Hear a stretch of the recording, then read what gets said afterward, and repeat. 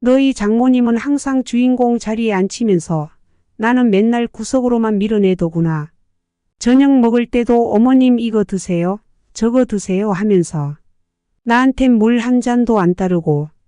아니에요. 그냥 장모님이 지금 힘드신 시기라. 그래, 너희 장모님은 힘들고 난 멀쩡하니까.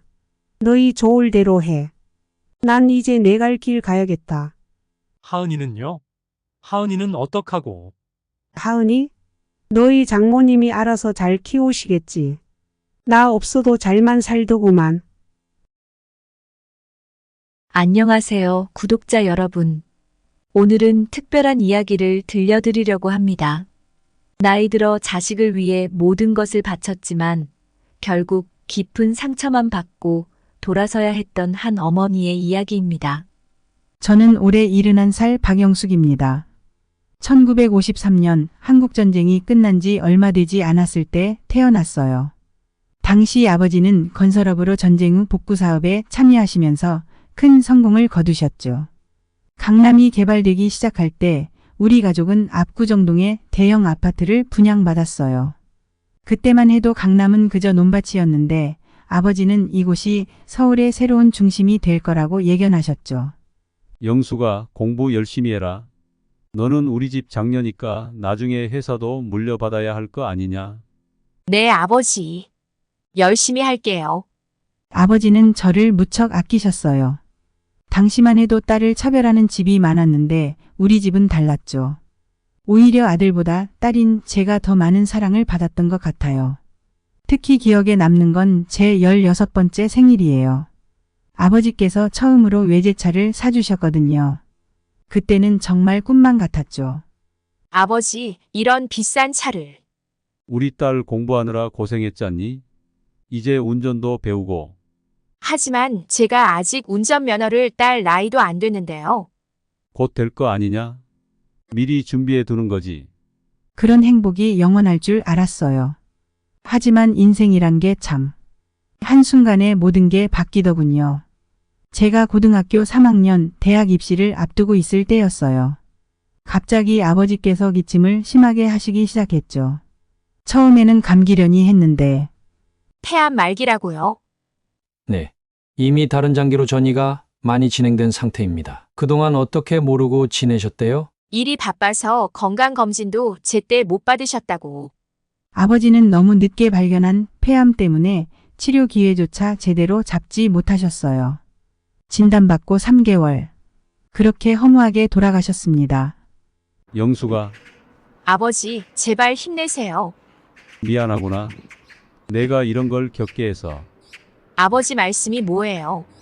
어서 나으셔서 제 대학 입학식에 꼭 오셔야죠. 하지만 그 약속은 지켜지지 못했어요. 칠순을 바라보는 지금도 그때 아버지의 마지막 모습이 선명히 기억나요.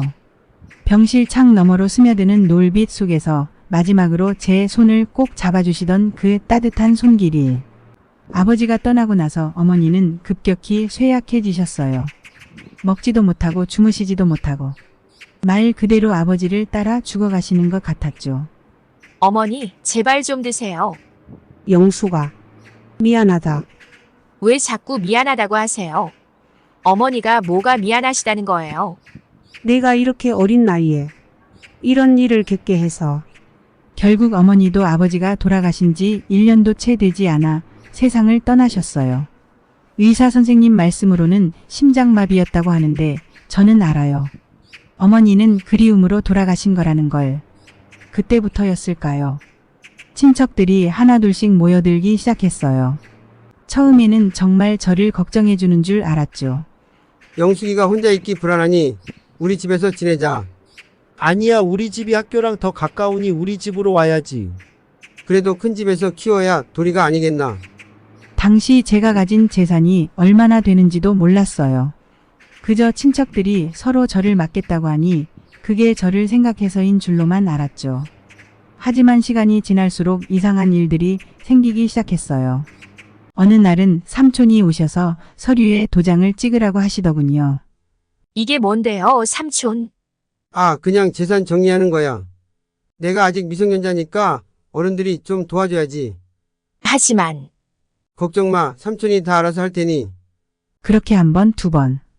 나중에야 알았지만 그때 삼촌이 아버지의 회사 지분 상당 부분을 자기 앞으로 돌려놓으신 거더라고요. 큰아버지도 마찬가지였어요. 압구정동 아파트를 팔아서 더 작은 집으로 옮기자고 하시더니 차액을 어디에 썼는지 지금도 모르겠어요. 영수가 큰 집에서 내 앞가림 정도는 해줄 테니 걱정 말거라. 네, 큰아버지. 그때 제가 너무 어리석었나 봐요. 세상 물정을 모르는 철부지였으니까. 그렇게 2년 동안 이리저리 끌려다니며 아버지가 남겨주신 재산의 반 이상을 잃어버렸어요. 다행히도 그때 고모가 나서주셨습니다. 아버지의 막내 동생이신 고모는 결혼도 안 하시고 줄곧 혼자 사셨는데 제가 이용당하는 걸 보다 못해 거두어 주신 거죠. 우리 영숙이 이제 내가 책임질 테니 다들 신경 쓰지 마세요. 언니 그래도 큰 집에서. 큰 집은 뭔 큰 집. 벌써 얼마나 빼먹었다고. 고모는 참 대단한 분이셨어요. 처녀로 살면서도 당당하게 자신만의 사업을 일구셨거든요. 덕분에 경제적으로도 독립적이셨고 누구 눈치 볼 필요 없이 저를 지켜주실 수 있었죠. 영수가 이제 공부에만 전념해라. 네, 고모. 내가 얼마나 힘들었겠니? 이제는 고모가 있잖아. 고모 덕분에 저는 다시 안정을 찾을 수 있었어요. 대학도 무사히 졸업하고 첫 직장도 들어갔죠. 그리고 그곳에서 제 남편을 만났습니다. 지금 생각해보면 그때 고모가 아니었다면 제 인생이 어떻게 됐을지 모르겠어요. 어쩌면 지금처럼 자식 때문에 가슴 아파할 일도 없었을지 모르죠. 하지만 그건 또 다른 이야기. 고모의 중매로 남편을 만난 건 제가 26살 때였어요. 당시 저는 대기업 비서실에서 일하고 있었는데 어느 날 고모가 저를 불러내셨죠. 영수가 이번 주말에 시간 있니? 네, 고모. 왜요? 괜찮은 총각이 있는데 한번 만나볼래? 처음엔 고개를 저었어요. 아직 결혼할 생각이 없었거든요.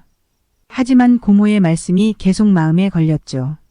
그 사람 내 아버지랑 비슷한 데가 있어. 네.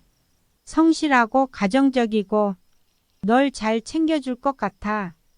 결국 맞선을 보기로 했어요. 그렇게 처음 만난 게 지금의 남편 정태수였습니다. 대학병원 흉부외과 전문의였죠. 처음 뵙겠습니다. 정태수입니다. 네. 박영숙이라고 합니다. 첫인상이 참 좋았어요. 진중하면서도 따뜻한 눈빛. 마치 아버지를 보는 것 같았달까요. 아버님이 일찍 돌아가셨다고 들었습니다. 네. 저도 어릴 때 부모님을 여의어서 그 마음 잘 알아요. 그 말에 마음이 확 열렸어요. 같은 아픔을 가진 사람이라 그랬을까요? 대화가 정말 잘 통했죠. 한 달 정도 만남을 가진 후 우리는 결혼을 결심했어요. 고모는 무척 기뻐하셨죠. 영수가 이제 나도 마음 놓고 갈 수 있겠다. 고모 무슨 말씀을? 난 내가 행복하게 사는 걸 보는 게 소원이었거든. 결혼식은 조촐하게 했어요. 하객도 많지 않았고 화려하지도 않았죠. 하지만 따뜻했어요. 신혼집은 남편이 병원 근처에 마련한 아파트였어요. 30평대 신축. 둘이 살기에는 조금 큰 듯했지만 남편은 아이들 생각을 했다네요. 여보, 우리 애들은 몇 명 낳을까요? 글쎄요. 둘 정도면 좋겠어요. 저도 그렇게 생각했어요. 남매였으면 좋겠어요. 결혼 1년 만에 첫째 준호가 태어났어요. 건강한 사내아이. 남편은 아들을 얻었다고 무척 좋아했죠. 여보, 이제 우리도 진짜 부모가 됐네요. 그러게요. 실감이 안 나요. 우리 준호, 내가 못 받은 부모 사랑 듬뿍 받고 자랐으면 좋겠어요. 3년 뒤에는 딸 미영이도 태어났고 우리 가족은 더할 나위 없이 행복했어요. 남편은 바빴지만 주말만큼은 꼭 가족과 시간을 보냈거든요. 아빠, 오늘은 어디 가요? 우리 준호가 가고 싶은데 어디 없나? 동물원 가고 싶어요. 그래, 동물원 가자.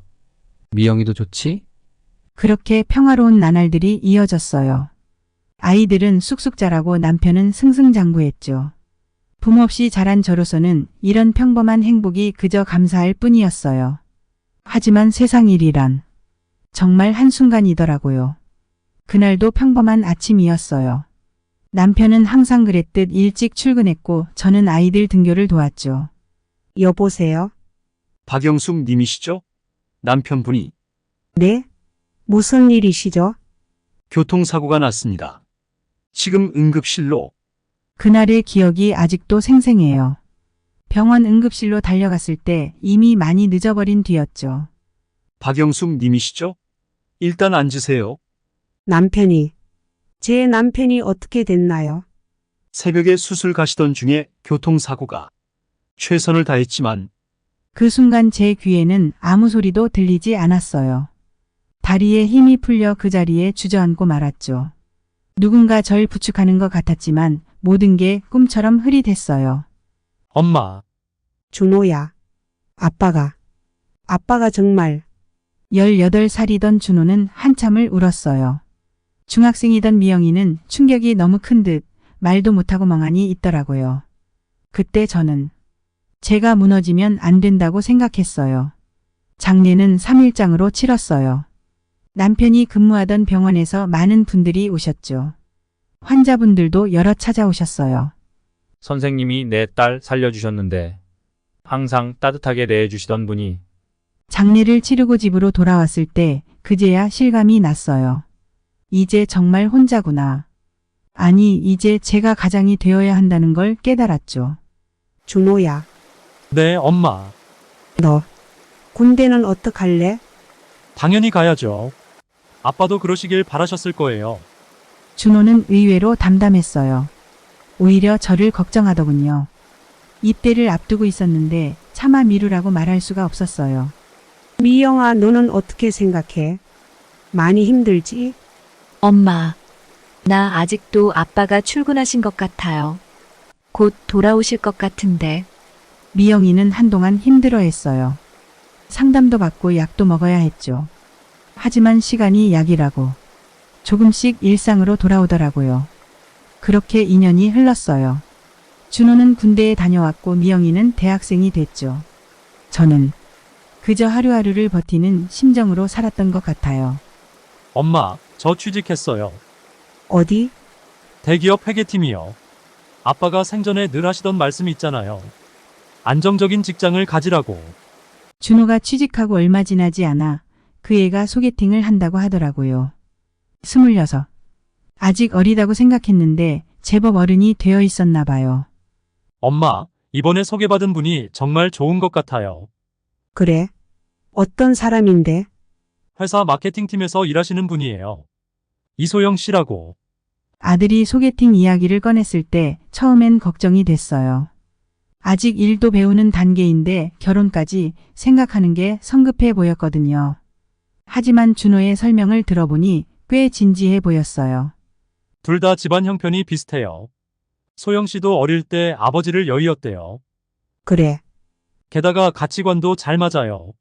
맞벌이에서 열심히 살아보자고. 처음 며느리감을 만난 건 봄날이었어요. 벚꽃이 흩날리던 카페에서. 소영 씨는 생각보다 더 인상이 좋았어요. 처음 뵙겠습니다, 어머님. 이소영이라고 합니다. 그래, 이쁘네. 준호 오빠한테 많은 이야기 들었어요. 어머님께서 혼자 2자녀를 키우시느라 고생 많으셨다고. 소영이는 참 똑똑해 보였어요. 말도 조리 있게 잘하고 예의도 바르고. 무엇보다 준호를 바라보는 눈빛이 참 순수해 보였죠.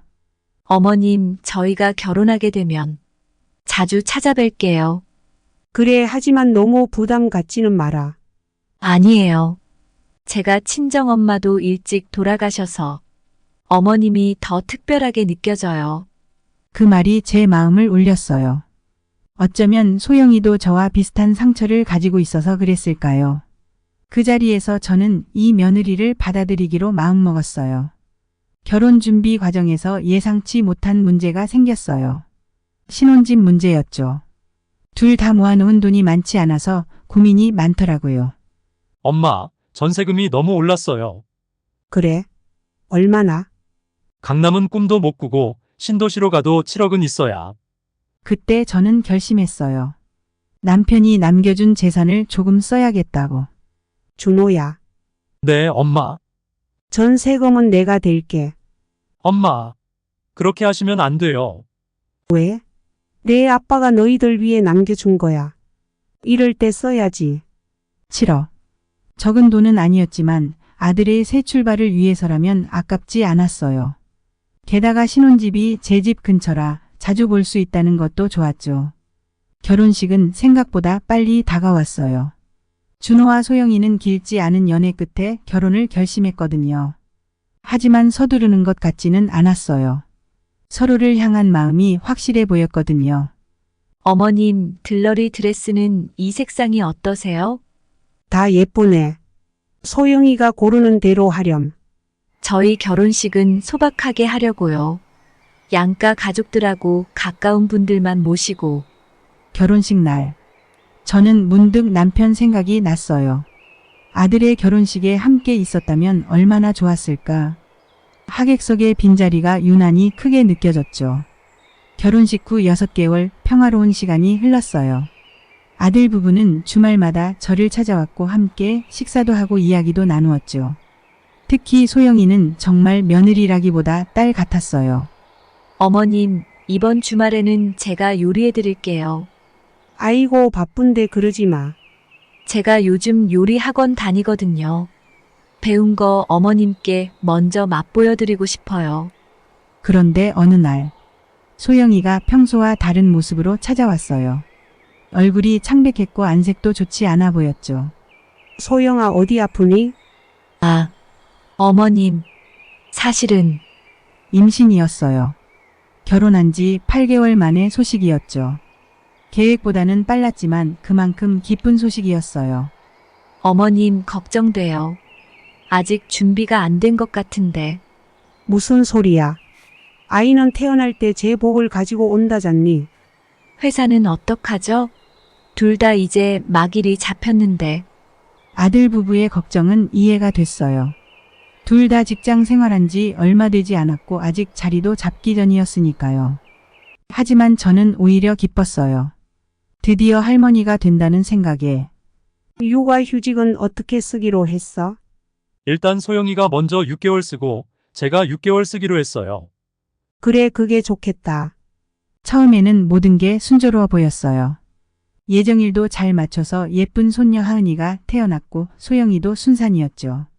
육아휴직도 계획대로 진행됐고요. 하지만 문제는 그 다음이었어요. 엄마, 저희가 고민이 있어서요. 왜, 무슨 일이니? 하은이를 어린이집에 맡기자니 너무 불안해요. 아직 너무 어린데. 어느 날 저녁 아들 부부가 심각한 표정으로 찾아왔어요. 둘 다 육아휴직이 끝나가는 시점이었죠. 그래서 말인데, 혹시 어머님께서 서울로 올라와 주실 수 있으세요? 순간 머리가 멍했어요. 30년 넘게 살아온 이 집을 떠나라고? 게다가 서울은 제게는 너무 낯선 곳인데. 갑자기 그게 무슨 소리니? 저희 아파트 바로 옆동에 전세 나온 집이 있어요. 어머님이 거기 사시면서 하은이 봐주시면. 결국 저는 서울행을 결심했어요. 쉬운 결정은 아니었지만 하은이를 생각하면 망설일 수가 없었죠. 낯선 사람 손에 맡기느니 제가 키우는 게 낫다고 생각했거든요. 엄마, 정말 감사합니다. 괜찮아. 내가 뭐 다른 할 일이 있다고. 어머님, 저희가 꼭 잘할게요. 이사날 30년 넘게 살던 집을 떠나는 건 생각보다 더 힘들었어요. 남편과의 추억이 곳곳에 배어있는 공간. 하나하나 정리하면서 눈물이 났죠. 엄마, 짐은 다 정리하셨어요? 큰 짐은 다 정리했어. 가구나 가전은 새로 사드릴 테니까 오시는 길에 필요한 것만 가져오세요. 서울에서의 첫날 밤. 낯선 천장을 바라보며 잠을 이루지 못했어요. 창밖으로 들리는 소음도 익숙지 않았고 높은 층수도 어색했죠. 할머니! 다음날 아침 하은이가 제 집으로 왔어요. 아직 걸음마도 서투른 하은이가 절뚝절뚝 걸어오는 모습이 그렇게 예쁠 수가 없더라고요. 우리 하은이 왔어? 이리 와봐. 할머니 안아줘. 그래, 할머니가 안아줄게. 처음에는 정말 행복했어요. 아침에 준호가 출근하면서 하은이를 데려다주고 저녁에 소영이가 퇴근하면서 데려가고 하은이와 보내는 시간이 즐거웠죠. 할머니 이거 봐요. 어머나 우리 하은이 이제 혼자서도 신발 신네? 응, 나 이제 다 컸어. 그렇게 6개월이 흘렀어요. 어느 날 소영이가 조심스럽게 말을 꺼냈어요. 어머님, 저희 어머니께서 응? 무슨 일이니? 잠시 저희 집에서 지내실 것 같아요. 순간 가슴이 덜컥 내려앉더라고요. 소영이의 친정어머니는 재혼하셔서 다른 지역에 사시는 줄 알았거든요. 갑자기 왜? 아버님이랑 좀 안 좋으셔서 당분간만요. 처음에는 큰 문제가 되지 않을 거라 생각했어요. 누구나 힘들 때가 있을 수 있으니까. 하지만 그게 시작이었어요. 어머님, 오늘은 제가 하은이 볼게요. 아니 괜찮아. 내가. 우리 어머님이 보고 싶어 하시네요. 점점 하은이를 보는 시간이 줄어들기 시작했어요. 처음에는 하루 이틀. 나중에는 일주일씩 하은이를 못 보게 되는 날도 생겼죠. 엄마, 이번 주는 쉬세요. 갑자기 웬일이니? 장모님이 하은이 보겠다고 하시네요. 그래. 점점 더 자주 이런 상황이 벌어졌어요. 제가 서울까지 올라와서 손녀를 돌보겠다고 왔는데 정작 손녀 얼굴 보기가 하늘의 별 따기가 되어가고 있었죠. 창밖으로 보이는 아들 집의 불빛. 저녁이면 그들이 식탁에 둘러앉아 웃고 떠드는 모습이 보였어요. 소영이의 어머니, 우리 아들 내외, 그리고 하은이. 마치 완벽한 가족처럼 보였죠. 할머니. 어머나, 우리 하은이 왔어? 응, 근데 이제 가봐야 해요. 다른 할머니가 기다리시거든요. 하은이의 이 말이 제 가슴을 찔렀어요. 다른 할머니. 그렇게 저는 어느새 다른 사람이 되어 있었나 봐요. 특히 마음 아팠던 건 명절이었어요. 설날이었는데 아들 내외가 차례상을 차리면서 저를 부르지 않더라고요. 엄마, 저희끼리 간단히 할게요. 그래도 차례상인데. 장모님이 다 준비하신다고 하셔서요. 텅 빈 집에서 혼자 떡국을 끓여 먹었어요. 남편 사진 앞에 놓고. 문득 이런 생각이 들더라고요. 여보, 내가 잘못하고 있는 걸까요? 어버이날은 더했어요. 아침부터 기다렸는데 저녁이 다 되어서야 아들이 연락을 했죠. 엄마, 저녁 식사 같이 해요. 그래. 앞에 중식당에서 만나요. 식당에 가보니 이미 자리가 마련되어 있었어요. 소영이 어머니가 주인공 자리에 앉아 계시고 저는 구석 자리를 차지하게 됐죠. 자, 어머님들 카네이션 달아드릴게요. 소영이가 꽃을 준비해 왔더라고요. 하지만 왠지 모르게 제가 받은 꽃은 색이 좀 덜 선명해 보였어요. 식사 자리에서도 대화는 주로 소영이 어머니를 중심으로 돌아갔어요. 어머님, 이거 드셔보세요. 어머님 입맛에 딱 맞을 것 같아요. 장모님, 건강은 좀 어떠세요? 하은아, 할머니한테 가서 안아드려야지. 그 할머니는 제가 아닌 소영이 어머니였죠. 계산할 때도 묘한 분위기가 흘렀어요. 제가 할게요. 소영이가 말했지만 결국 제 카드로 계산이 됐어요.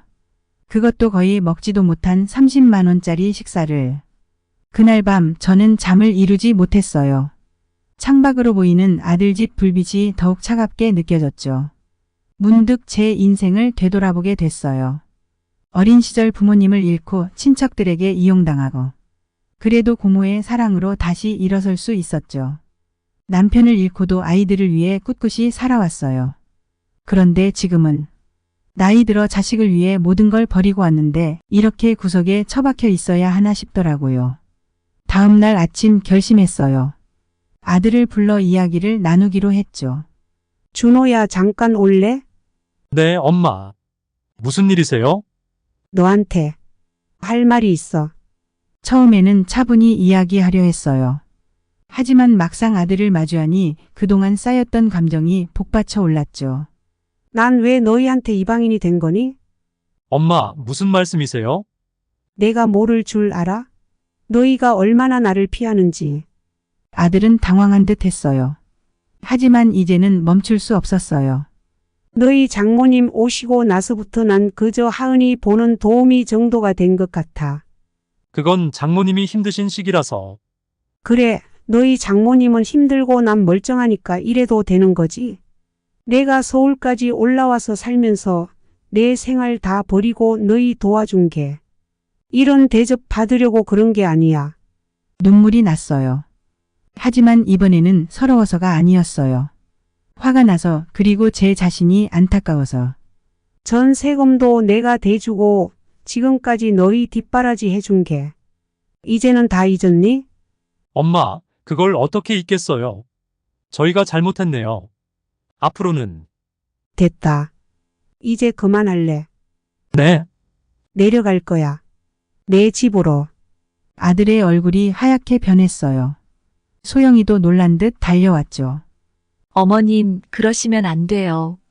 하은이는 하은이는 너희 장모님이 알아서 잘 키우시겠지. 어머님, 그날 밤 저는 짐을 쌌어요. 많지 않았어요. 올 때도 그랬지만 갈 때도 간단했죠. 새벽에 택시를 불러 터미널로 향했어요. 엄마, 어디 가시는 거예요? 전화가 왔지만 받지 않았어요. 이제는 제 인생을 살 때라고 생각했거든요. 집에 도착하고 며칠 뒤 아들 부부가 찾아왔어요. 하은이도 데리고. 할머니 보고 싶었어요. 가슴이 미어졌지만 이번만큼은 꿋꿋이 버텨야 했어요. 엄마, 잘못했어요. 다시 올라오세요. 됐어. 이제 난 내 남은 인생 살 거야. 그래도. 다른 게 효자가 아니야. 돈이 효자란다. 내 재산 다 정리해서 여행이나 다닐 거야. 여러분, 제가 너무 심했을까요? 하지만 이제는 저를 위한 시간을 가져야 할 것 같아요. 황혼 육아. 쉽지 않은 선택이었고 힘든 시간이었어요. 하지만 이제는 새로운 시작을 하려고 해요. 여러분의 인생에도 이런 전환점이 있으시다면 주저하지 마세요. 늦었다고 생각할 때가 가장 빠를 때라고 하잖아요. 긴 이야기 들어주셔서 감사합니다. 여러분의 인생에도 행복이 가득하시길 바랄게요. 구독과 좋아요 눌러주셔서 우리 또 다른 사연으로 만나요.